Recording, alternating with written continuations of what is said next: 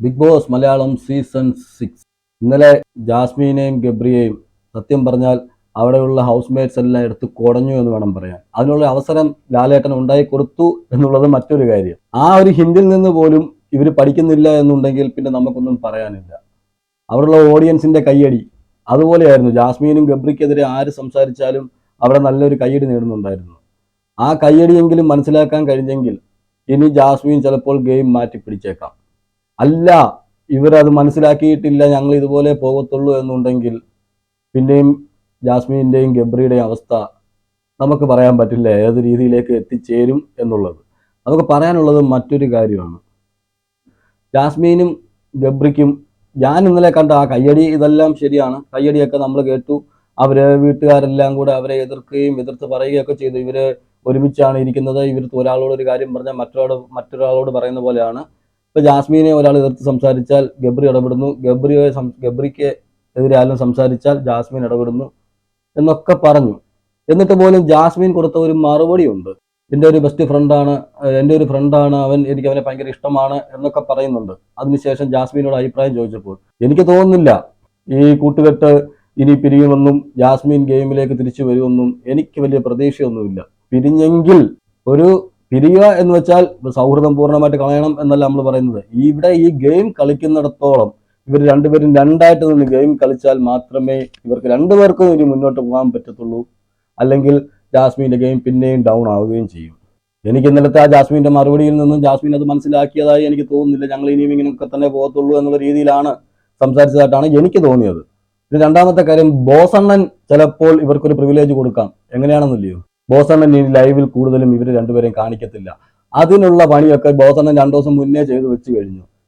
ഗബ്രിയും ജാസ്മിനും ഇരിക്കുന്ന സമയത്ത് അവർ തമ്മിലുള്ള ജസ്റ്റ് ഒരു കോൺവെർസേഷൻ മാത്രം കാണിക്കുന്നു എന്നുള്ളതല്ലാതെ അവർ തമ്മിൽ പിന്നീടുള്ള കോൺവെർസേഷനുകളോ ഒരുമിച്ചിട്ടോ ഒന്നും കാണിക്കുന്നില്ല. കുറച്ചൊരു 2 മിനിറ്റ് എങ്ങാനും കാണിച്ച് നിർത്തി പിന്നെ ബാലൻസ് ബാക്കി ഇടങ്ങളിലേക്ക് ബാക്കി ആൾക്കാരെങ്കിലും ഫോക്കസ് ചെയ്ത് കാണിക്കുകയാണ് ചെയ്യുന്നത്. അതിന് 2 ദിവസം മുന്നേ പണി തുടങ്ങി ബോസണ്ണൻ.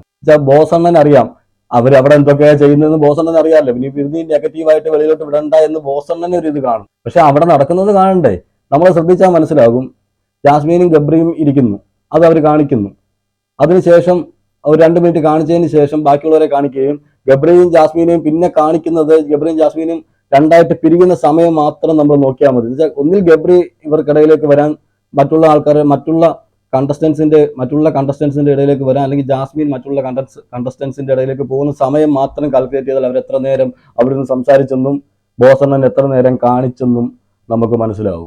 നമുക്കിപ്പോൾ അത് കാണണമെന്ന് വലിയ ആഗ്രഹമൊന്നുമില്ല. സത്യം പറഞ്ഞാൽ അത് കാണാതിരിക്കുന്നതാണ് നല്ലത്. ഇവർ തമ്മിലുള്ള കോൺവെർസേഷൻ എന്താണെന്ന് അറിയാലോ. പക്ഷെ ബോസണ്ണൻ വെളുപ്പിക്കാൻ ശ്രമിക്കുന്നുണ്ട്, ജാസ്മിനെ നല്ല വെളുപ്പിക്കുന്നുണ്ട്.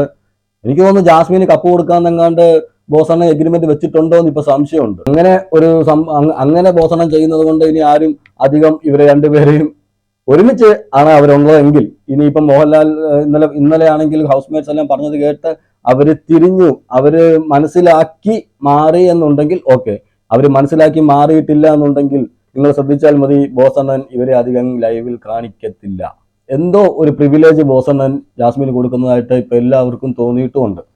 മറ്റൊരു കാര്യം, മകൾ അകത്തിരുന്ന് വെല്ലുവിളിക്കുന്ന പ്രേക്ഷകര്, ഫാദർ വെളിയിലിരുന്ന് വെല്ലുവിളിക്കുന്ന പ്രേക്ഷകര്. എന്താണെന്നില്ലയോ, ഫാദറിന്റെ 2 ഇന്റർവ്യൂ, ജാസ്മിന്റെ ഫാദറിന്റെ 2 ഇന്റർവ്യൂ ഞാൻ കണ്ടു. ആ 2 ഇന്റർവ്യൂവിലും ജാസ്മിന്റെ ഫാദർ പറഞ്ഞൊരു കാര്യമുണ്ട്.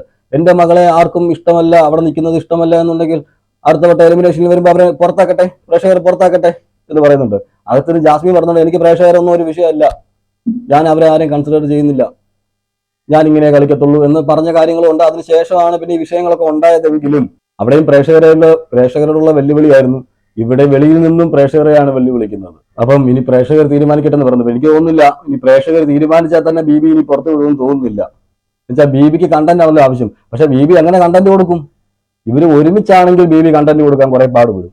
അല്ല, ഇവർ രണ്ടായിട്ട് കളിക്കുന്നതാണെങ്കിൽ തീർച്ചയായിട്ടും നല്ല കണ്ടന്റുകൾ പ്രതീക്ഷിക്കാം, നല്ലൊരു ഗെയിം പ്രതീക്ഷിക്കാം. ഇനിയെങ്കിലും വീക്കെൻഡിൽ നടന്ന സംഭവങ്ങൾ ജാസ്മിന് ഒന്ന് റിവൈൻഡ് ചെയ്ത് നോക്കിയാൽ തീർച്ചയായിട്ടും ജാസ്മിന് നല്ലൊരു ഗെയിം ഇനിയും കിടപ്പുണ്ട്. അതിനകത്ത് ഇനിയും ഗെയിം കളിക്കാൻ പറ്റും. മറ്റുള്ളവരുമായിട്ട് ചേർന്ന് നിന്നുകൊണ്ട് അല്ലെങ്കിൽ ഒറ്റയ്ക്കാണെങ്കിലും നല്ലൊരു ഗെയിം പ്ലേ കാഴ്ചവെക്കാൻ ഇപ്പോഴും കഴിയും എന്ന് ഞാൻ പ്രതീക്ഷിക്കുന്നുണ്ട്. പക്ഷേ ഇതൊക്കെ നടക്കുമോ ഇല്ലയോ എന്നുള്ളത് നമുക്ക് അടുത്ത ലൈവൊക്കെ സ്റ്റാർട്ടായി അടുത്ത എപ്പിസോഡുകളൊക്കെ വരുമ്പോഴേ നമുക്ക് മനസ്സിലാകത്തുള്ളൂ. അല്ല ഇതുപോലെ തന്നെയാണ് പോകാൻ ജാസ്മിൻ ഉദ്ദേശിക്കുന്നതെങ്കിൽ ശങ്കരൻ പിന്നെയും തെങ്ങുമ്മേൽ തന്നെയായിരിക്കും.